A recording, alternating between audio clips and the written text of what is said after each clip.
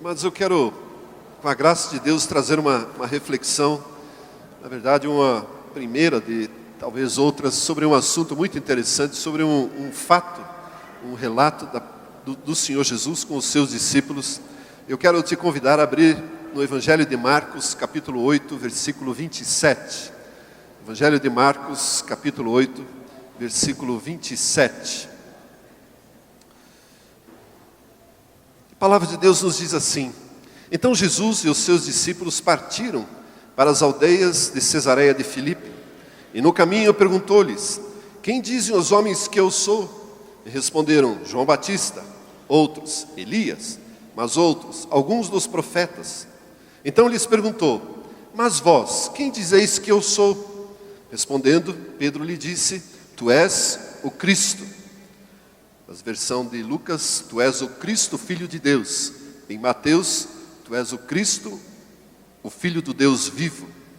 Advertiu Jesus de que a ninguém dissessem tal coisa a seu respeito. Então, começou ele a ensinar-lhes que era necessário que o Filho do Homem sofresse muitas coisas, fosse rejeitado pelos anciãos, pelos principais sacerdotes e pelos escribas, fosse morto e que depois de 3 dias ressuscitasse. E isto ele expunha claramente, mas Pedro, chamando-o à parte, começou a reprová-lo. Jesus, porém, voltou-se, fitando os seus discípulos, repreendeu a Pedro e disse: Arreda, Satanás, para trás, Satanás, porque não cogitas das coisas de Deus, e sim das dos homens. Então, convocando a multidão, e juntamente os seus discípulos, disse-lhes: Se alguém quiser ou quer vir após mim, a si mesmo se negue, tome a sua cruz e siga-me. Quem quiser, pois, salvar a sua vida, perdê-la-á. E quem perder a vida, por causa de mim e do Evangelho, salvá-la-á. Que aproveita o homem ganhar o mundo inteiro e perder a sua alma? Que daria um homem em troca da sua alma? Porque qualquer que, nesta geração adúltera e pecadora, se envergonhar de mim, das minhas palavras, também o Filho do Homem se envergonha dele, quando vier na glória de seu Pai com os santos anjos. Até aqui a palavra do nosso Deus. Provavelmente todos nós já ouvimos mensagens a respeito desse texto. E carregar a cruz, a sua própria cruz, conforme o texto nos ensina, as palavras de Jesus, tem sido talvez motivo de muita controvérsia e muita falta de informação do que de fato seria carregar essa cruz. Muitos dizem que é sofrer pela causa de Jesus Cristo. Muitos dizem que toda e qualquer aflição que eu e você passamos nesta vida, isso é a cruz que devemos carregar. Inclusive uma expressão que se tornou quase que um provérbio popular. Mas eu quero mostrar a você que não é bem assim. Mesmo porque todo e qualquer sofrimento que eu e você passamos, nós podemos colocar sob a pessoa do Senhor Jesus Cristo, lançar a Ele esta ansiedade, porque Ele mesmo nos faz um convite muito especial: venham a mim todos os que estão cansados e sobrecarregados, e eu vos aliviarei, porque o meu jugo é suave e o meu fardo leve. Isso quer dizer que eu e você não precisamos sofrer, Jesus já sofreu por nós. Mas aí nós temos uma situação: o que significa carregar a sua própria cruz? Então, sobre isso que eu gostaria de conversar conosco nesta manhã. Na verdade, eu quero falar sobre a tua cruz, porque o texto diz: cada um carregue a tua cruz, a sua cruz. Então, cada um de nós tem uma cruz para carregar. A pessoa que está ao seu lado tem a sua própria. Dá uma olhadinha para ela. Uma cruz prontinha e do tamanho dela. Não importa a altura, peso ou sexo, feminino ou masculino. Tem a sua própria cruz. Agora, o que fazer com isso e por que fazer isso? Esse texto começa, na verdade, Jesus está começando a preparar os seus discípulos para um momento crucial do seu ministério. No início do texto nós vimos que eles foram para uma região das aldeias de Cesareia de Filipe. Isso fica bem ao norte do Mar da Galileia, que era o centro de atuação ministerial do Senhor Jesus. É como se ele chamasse os seus discípulos e fizesse um retiro, longe do agito do dia a dia que eles estavam vivendo naqueles dias, longe do avivamento daqueles dias. E no caminho ele fez uma pesquisa. E aí, o que as pessoas falam de mim, a meu respeito? O que eles dizem? Alguns dizem que é João, outros dizem que é Elias, outros dizem que é um dos profetas. Nos textos paralelos, Jeremias ainda é mencionado. E aí ele pergunta, e vocês o que acham disso? Na verdade, esta é uma pergunta que eu e você também precisamos saber responder. Quem é Jesus para nós? O que nós pensamos dele? O que ele de fato nos representa? Aquele que simplesmente resolve os problemas da nossa casa, empresa ou individualmente? Ou aquele que nos alcança um pouquinho mais? João Batista, profetas, Jeremias, Elias, etc. Todos eles eram conhecidos na história desta cultura por terem trazido uma provisão. E Jesus quer saber o que vocês pensam. E Pedro sempre Pedro, já levanta a mão e diz, eu sei, tu és o Cristo. Mas para nós, isso não tem muito significado, porque nós não estamos envolvidos na história e nem envolvidos no ambiente que fez com que Jesus chamasse aqueles homens. E eu vou me privar de não dar essa resposta aqui. Nós temos uma matéria ou duas na nossa escola de ministérios, cujas aulas começaram terça e quarta, que te responderão tudo isto. Desculpe, mas eu preciso falar. Nós temos uma matéria que vai tratar sobre a pessoa de Cristo, os dados históricos de Cristo. O que significava ser Cristo naqueles dias? O que o judeu pensava? E mais do que isso, qual foi a motivação que fez Pedro dizer, tu és o Cristo? E o que ele esperava com isso? E por que eles tanto se frustraram?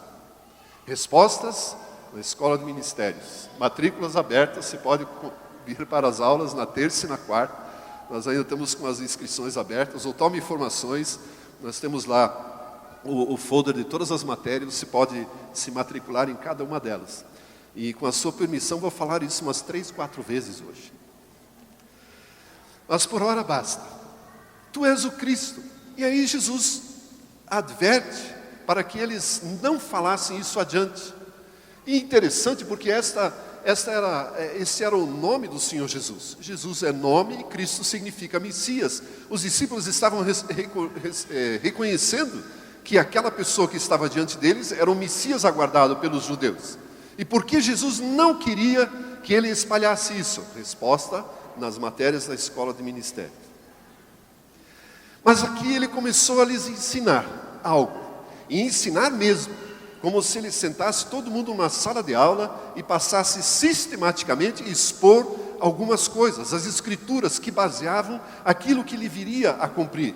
E ele disse, passou a ensinar-lhes, versículo 31 mais uma vez, Marcos 8, que o Filho do Homem sofresse muitas coisas, fosse rejeitado pelos anciãos, pelos principais sacerdotes, escribas, fosse morto e depois de 3 dias ressuscitasse.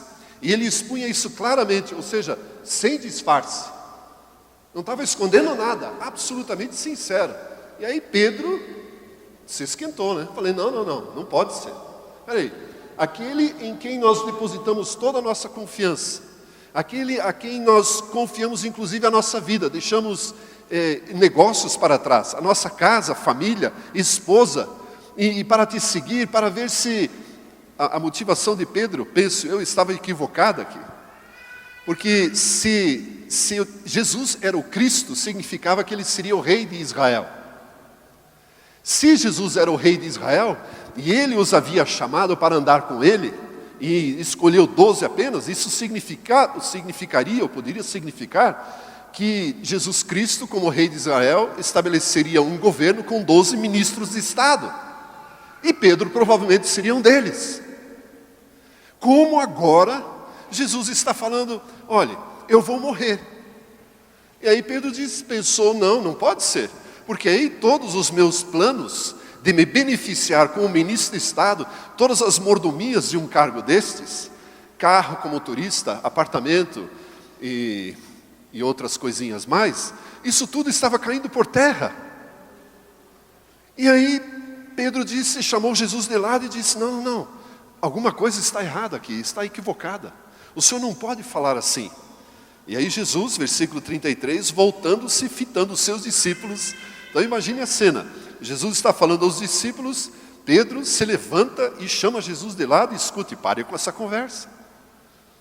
E aí Jesus volta-se para todos e diz, sai de mim, Satanás. Isso quer dizer que Pedro estava sendo influenciado por uma mente satânica, trazendo aquele pensamento. E disse, você só pensa nas coisas dos homens. A sua mente está está dominada pelo humanismo e não pelas coisas de Deus. E aí traz então um outro ensinamento. O primeiro era de que era necessário que ele morresse e ressuscitasse. A impressão que dá é que ninguém prestou atenção que ele deveria ressuscitar depois de 3 dias. E ele estava ensinando isso. E curiosamente, e aí nas próximas oportunidades nós trataremos disso, por mais 2 vezes Jesus trouxe o mesmo ensino. E ainda assim ele não foi entendido e compreendido. Mas por ora, Jesus traz uma lição, uma outra lição. E diz o seguinte, convocou aí agora a multidão, juntamente com os seus discípulos. Se alguém quer vir após mim, nas palavras de Lucas, se alguém quer ser meu discípulo, a si mesmo se negue, tome a sua cruz e siga-me. E aqui talvez começa uma das maiores crises do ser humano. O que significa tomar a tua cruz, a minha cruz, a sua cruz, e seguir a Jesus Cristo? E por que Jesus disse isso? Eu tenho comigo uma cena, Cesareia de Filipe, as aldeias de Cesareia, faziam parte do Império Romano, era portanto uma província romana. E os romanos tinham por costume crucificar os seus condenados. Esse era o meio deles julgarem e condenarem os seus bandidos, homicidas, enfim, todos aqueles que cometeram crimes passíveis de morte, eles eram crucificados. Então tinha gente crucificada todo dia. E todo dia gente carregando a sua própria cruz, porque isso fazia parte da pena. Então Jesus de repente olha para os seus discípulos e vê uma pequena patrulha do exército romano. Eu estou usando aqui, nas palavras do nosso amigo Djalma, a nossa imaginação santificada. Ele está vendo lá uma patrulha romana e um sujeito condenado à morte, carregando a sua cruz. E Jesus disse, está vendo aquele sujeito lá, carregando a sua cruz? Para ele não tem volta. Ele não vai mais almoçar com a sua família, nem tomar o café, não vai mais dormir na sua cama. Já era. Vai morrer. Então, desta forma, ou isto se aplica ao discipulado que eu estou propondo. Aquele que não negar-se a si mesmo, não abrir mão dos seus próprios interesses, não pode ser meu discípulo, não pode me seguir. Então o que o Senhor Jesus está querendo é que nós abramos mão dos valores que nos são preciosos. O português bíblico não nos ajuda muito no texto, porque ele traduz vida do grego psuche, que na verdade é alma. Então aquele que não deixar a sua alma, não pode ser meu discípulo.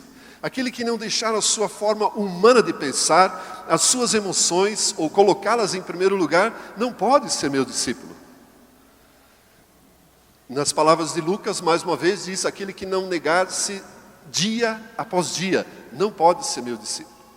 Aí nós olhamos para isso e não, mas espera aí, o cristianismo tem que ser mais leve, tem que ser mais despojado. Nós não podemos ser obrigados a fazer isso e aquilo. Mas nós não estamos falando disso. Jesus, na verdade, não exige que nós façamos ou que deixemos tudo o que nós estamos fazendo para trás. Jesus está nos ensinando a estabelecer prioridades muito claras. Em Lucas, se puder colocar no telão, por gentileza, Lucas capítulo 14, versículo 27. Lucas 14, a partir do versículo 27. Nós temos o seguinte, aquele que não carrega a sua cruz, não me segue, não pode ser meu discípulo. Qual de vocês, se quiser construir uma torre, pula para o 30, por gentileza. Mais um. Aqui. Mais um. E mais um. Qualquer forma, ou da mesma forma, qualquer de vocês que não renunciar a tudo que possui, não pode ser meu discípulo. E agora vem a crise, no próximo versículo. Isso é Lucas? Deixa eu pegar aqui o texto que eu quero. Só um pouquinho, queridos.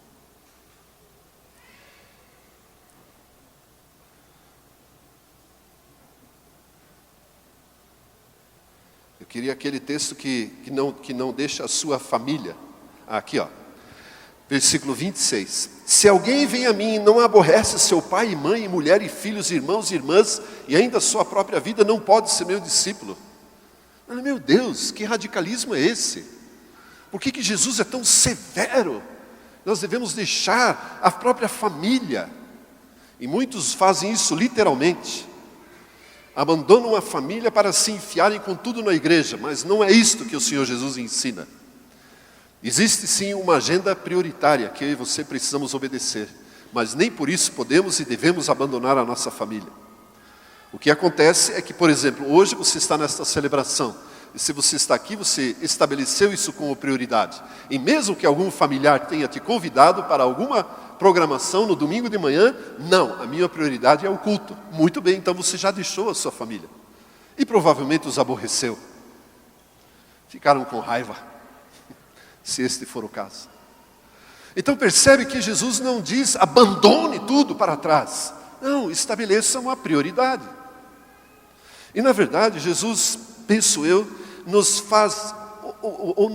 faz refletir aqui de não apenas pensar nos benefícios que Jesus pode nos dar, mas sim na forma como eu e você podemos corresponder a Ele.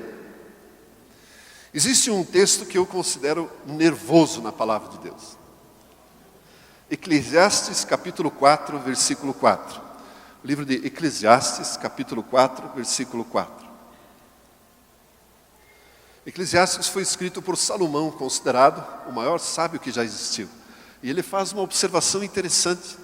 Então vi que todo trabalho e toda destreza em obras provém da inveja do homem contra o seu próximo. Descobri que todo trabalho e toda realização surgem da competição que há entre pessoas. Agora reflita um pouco sobre isso. A Bíblia está declarando que tudo o que eu e você fazemos sobre o aspecto da nossa vontade, emoções e mente, fazemos por competição, por inveja. Isto é cruel, não é? Pensar sobre isso. Salomão, na sua sabedoria, percebeu que tudo o que qualquer homem faz e realiza é por inveja ou por competição. De alguma forma quer ser melhor do que o outro. De alguma forma quer alcançar mais favor do que o outro. De alguma forma, pessoas não desta igreja, mas vão a determinados cultos para obter algum benefício, algum lucro. Ou se mostrarem melhores do que os outros. E Jesus disse, isso aí não presta. Aí tem que ser deixado de lado. Esse sentimento de inveja, de competição, tem que ser deixado de lado. A Dori, a minha esposa, tem uma definição espetacular sobre inveja, que ela menciona numa das aulas que ela dá na escola de ministério. Mas, basicamente, inveja é o que é meu, e o que é teu deveria ser meu também. Ou seja, egoísmo a todo. Provérbios 27, 4 diz que cruel é o furor, impetuosa é a ira, mas quem pode resistir à inveja? Então eu penso que para nos privar de pensamentos, de sentimentos, de ações como estas, Jesus diz, ei, negue-se a si mesmo. Exclua isso do seu comportamento e me siga, seja meu discípulo. Carregue esta cruz. A tua e a minha cruz, de uma forma bem simples e direta, é cumprir o propósito de Deus na minha e na sua vida. Jesus Cristo foi para a cruz porque isto fora planejado desde a eternidade. Isto cabia ao Senhor Jesus Cristo. Esse era o seu propósito. Uma das cenas mais espetaculares no filme, que por mais cruel que seja, Paixão de Cristo, do Mel Gibson, para mim a cena mais espetacular é quando os soldados romanos depositam a cruz sobre os ombros de Jesus e ele pega naquele tronco e diz, é isso mesmo, essa é minha, ninguém vai tirar.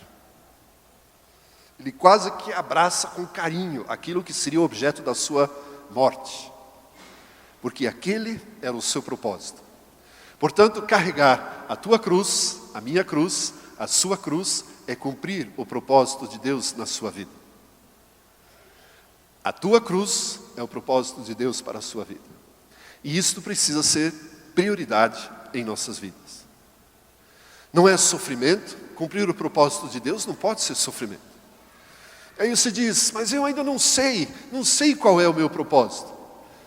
No momento certo, no momento oportuno, Deus vai te revelar.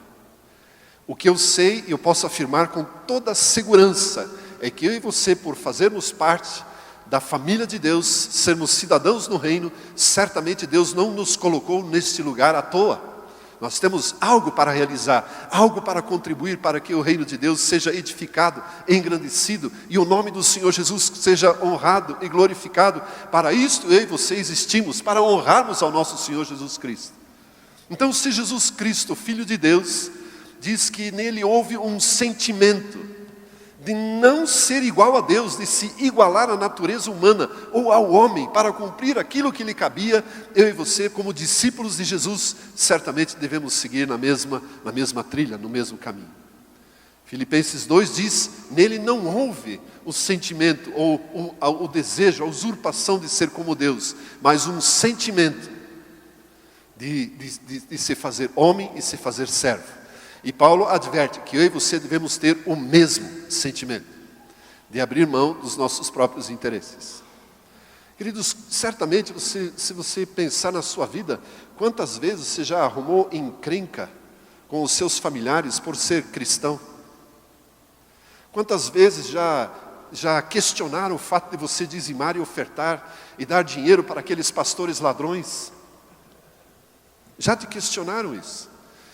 Já te questionaram como que você estraga o seu domingo indo no culto? Porque eu e você sabemos que isto é prioridade. Eu e você sabemos porque fazemos parte do seu reino. Eu e você sabemos porque somos relevantes no reino de Deus. Somos a igreja, os representantes genuínos, autênticos do Senhor Jesus Cristo sobre a terra. Ele é o nosso cabeça, Ele é o nosso Senhor e nós a Ele servimos. E por isso eu e você decidimos, eu vou carregar a minha cruz. Você pode dizer isso, confessar isso? Tome cuidado com o que você vai falar. Se você quiser falar, pode repetir comigo. Eu vou carregar a minha cruz. Eu vou cumprir o propósito de Deus. Amém. Preste atenção ao que você acabou de declarar, aqueles que o fizeram. Eu e você fazemos parte do reino de Deus e é uma honra servir ao Senhor Jesus Cristo. Agora, evidentemente, conflitos sempre existem. Eu quero trazer uma história que está em Gênesis 19, provavelmente muito conhecida. Gênesis 19, nós vamos ler a partir do versículo 17. 15, na verdade. Gênesis 19, 15. Eu creio que a história é bem conhecida. É o anúncio da destruição de Sodoma e Gomorra. E 2 anjos do Senhor visitam a casa de Ló, que mora em Sodoma. E avisam, olha, a cidade vai ser destruída. Agora, aí ao amanhecer, versículo 15 diz, ao amanhecer apertaram os anjos com Ló, dizendo, levanta-te, toma tua mulher, as tuas 2 filhas, que ali se encontram, para que não pereças no castigo da cidade.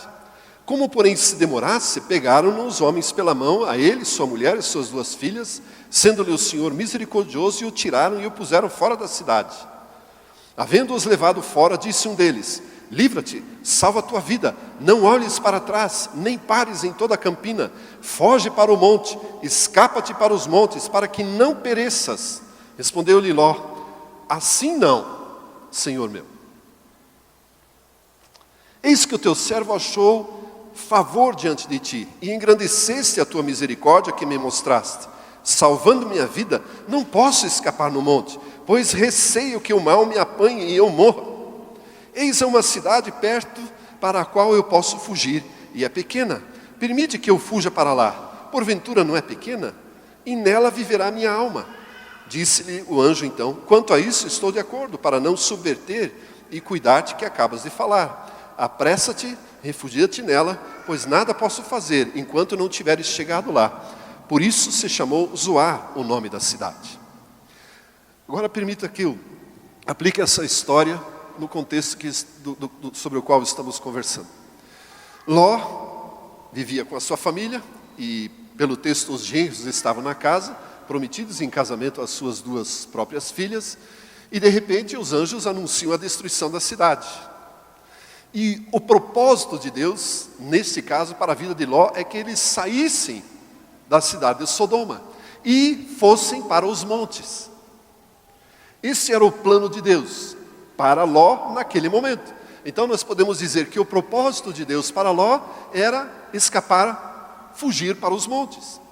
Que direção mais clara que este homem poderia ter, se não esta? Literalmente, 2 anjos do Senhor os agarrando pela mão. Ei, vão embora, fujam daqui, sumam daqui. Estão vendo aquele monte? É para lá, vão para lá. Então esta era a vontade plena, segura de Deus. Alguém duvida? Não. Absolutamente certo de que essa era a vontade de Deus para Ló e sua família. E aí o que Ló faz? Não, peraí. Assim não, meu Senhor. Assim não, meu Senhor.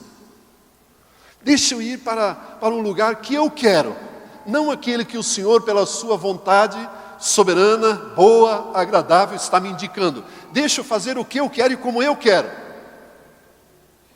E o anjo deve ter pensado assim: cara, você vai dar com a cara na parede, mas se é isso que você quer. Agora vem cá, volta e meia nós questionamos Deus também, não é? Deus mostra algo para nós realizarmos através da palavra de Deus, através das mensagens, das aulas, da escola de ministérios, através do seu líder do grupo de comunhão e assim por diante. E nós dizemos: não, assim não, meu Senhor. Só aconteceu comigo, com mais alguém? Assim não, meu Senhor. Não, peraí, participar disto? Não, o grupo de comunhão desta forma? Não, eu prefiro que seja na segunda-feira, sempre foi segunda-feira. Não, agora lanche no começo da reunião? Não, eu acho que o culto deveria ser diferente, eu não concordo muito com a disposição das cadeiras aqui. Assim não, meu Senhor. Eu acho até que o pessoal do louvor não está fazendo legal. Nós começamos a pensar algumas coisas. E dizemos: assim não, meu Senhor. Você já disse alguma vez, com certeza: Deus, eu sei que a tua vontade é boa, mas assim não. Desse jeito não. Será que não dá para fazer do meu jeito? Fazemos algumas orações, esperamos resposta, mas a resposta não vem como nós queríamos. Eu estou lembrando aqui de Zacarias, Lucas capítulo 1, você pode ler a história depois. Zacarias era um sacerdote e orava a Deus juntamente com a sua esposa por um filho. Nós queremos um filho, queremos um filho, queremos um filho. 20 anos oraram por isso, 20 anos. E um dia ele está lá no templo e um anjo se coloca ao lado dele. Zacarias, a tua oração foi respondida, você vai ter um filho. E o anjo todo empolgado já: agora vamos poder responder esta oração. E Zacarias, depois de 20 anos orando, pergunta: como que vai ser isso? Minha esposa é estéril, como que vai ser isso? E o anjo olhou, deve ter olhado para Zacarias aqui, estou usando novamente minha imaginação. Zacarias, que estupidez é essa, cara? Eu estou trazendo a resposta da oração. E você não acredita que Deus vai te responder? Sabe de uma coisa? Você vai ter a resposta, mas vai ficar mudo. Então se você vê alguma pessoa muda por aí, é que fez alguma oração e questionou: assim não, meu Senhor. Não, eu quero um filho, mas sabe, será que não pode ser inseminação? Algum processo? Não descreve muitas vezes, desculpe usar essa palavra, nossa estupidez, o nosso relacionamento com Deus, quando Deus visivelmente está trazendo os seus sinais, a sua resposta, indicando um caminho, mas não necessariamente aquele que nós queremos, e nós falamos: assim não, meu Senhor. E Deus permite pela sua misericórdia e pelo seu amor, que eu e você sigamos e façamos o jeito do nosso jeito, ou façamos a coisa do nosso jeito. Ló optou para ir morar numa cidade chamada Zoar. O anjo disse, cara, eu tenho um monte para você. Monte na Bíblia tem muitos significados. Muitos montes são relevantes na Bíblia. Foi no monte que o poder de Deus se manifestou contra as obras de Baal, na história de Elias. Foi no monte que Davi estabeleceu o seu tabernáculo. Foi no monte que Deus se manifestou a Israel e deu as leis. Em vários montes. Foi no monte que o nosso Senhor Jesus Cristo morreu. Então o monte é um lugar de revelação de Deus, de relacionamento com Deus. O anjo estava arrastando Ló e sua família para uma comunhão mais profunda, para um conhecimento mais completo da vontade de Deus. E Ló diz, não, assim não, meu Senhor, deixa eu ir para aquela cidade que está na planície. E o anjo disse, tá bom. Zoar, o vocábulo Zoar, significa insignificância. Agora pense comigo, se eu e você optamos por fazer do nosso jeito, e não da maneira como Deus quer, nós vamos habitar na insignificância. E abrimos mão de habitar no monte onde Deus está, onde a sua revelação é plena, onde a presença dele é absoluta. O que eu e você preferimos? O monte ou Zoar? Eu prefiro o monte. Você está comigo? Então eu e você podemos dizer e parar de dizer assim não, meu Senhor. Parar de questionar Deus. É que nós não percebemos o futuro, né? Não podemos ver o futuro da nossa existência, da nossa vida, como Deus está conduzindo todo o processo, onde Deus está nos levando. Nós sempre olhamos para o momento, sempre para os nossos próprios interesses, ou conforme Eclesiastes diz, sempre agimos por competição, por inveja, e não percebemos o amor de Deus, o carinho de Deus, a sua bondade, a sua misericórdia, que nos conduzem para o melhor lugar. Eu tenho experimentado o seguinte, quando Deus nos move, Ele sempre vai nos levar para um lugar melhor. Mesmo que as aparências não mostrem aquilo. Mas o lugar é melhor. O meu Pai Celestial não tem o desejo de me prejudicar. Ele não tem necessidade de me castigar, de me punir por isso ou aquilo. Porque isso Ele já fez em Cristo Jesus. Portanto, Ele sempre vai me levar a um lugar melhor. Sempre Ele tem um monte preparado para mim e para você. Por isso eu e você precisamos parar de dizer, assim não, meu Senhor. E dizemos, Senhor, eu tomo a minha cruz. Eu cumpro o meu propósito. Para que o Senhor seja exaltado, para que o Senhor seja glorificado. Eu creio que esse é o ensinamento que o Senhor Jesus quer trazer aqui. Não é um compromisso de 100%. Deus nos permite viver a nossa vida como quisermos, como nós queremos. Se você quer jogar futebol, ir para o jogo de futebol, jogar videogame, ir para o shopping, fazer isso, fazer aquilo, faz parte da nossa vida. E Jesus não vai nos privar disso. Mas quando necessário for, que a agenda dele seja prioritária, eu e você precisamos então tomar a nossa cruz e determiná-la, estabelecê-la como prioritária. Esse para mim é o fato, simples assim. Simples assim. Isso torna a vida com o Senhor Jesus de fato um fardo leve e um jugo que é suave, sem nenhum peso de desempenho. Sem nenhum peso de desempenho. Amados, este estilo de vida, para mim, representa a verdadeira graça. A liberdade de discernir pelo Espírito o que eu devo fazer e o que não, o que eu posso fazer e o que não, e de priorizar a agenda, o reino de Deus, e para que as demais coisas, ou aquelas coisas sejam acrescentadas. Jesus deixou isso claro. O reino de Deus precisa ser prioritário. Buscar em primeiro lugar, o reino de Deus. E aquelas coisas, comida, bebida e vestuário, que era o motivo da conversa, certamente será acrescentado. Não se preocupe, eu e você, por fazermos a obra de Deus, jamais passaremos fome. Não vamos passar fome. Não deixaremos de ter o que beber. E também não deixaremos de ter o que vestir. Isso quer dizer que isto não precisa ser prioridade em nossas vidas. E que Deus vai tratar de cuidar disso. E eu penso que todas as demais necessidades básicas também vão suprir. O salmista diz: eu nunca vi um justo mendigar o pão. Nunca vi. Isso é promessa do Deus Altíssimo, aquele que estabeleceu a Cristo Jesus como nosso Salvador, como nosso Redentor, permitiu que Ele carregasse a sua cruz e permite que eu e você carreguemos a nossa cruz, a sua cruz. Diga, para terminarmos, para a pessoa que está ao seu lado: pegue a tua cruz. Mas com vontade, meu irmão. E faça a vontade de Deus. Pare de dizer assim: não, meu Senhor. Pare de questionar Deus.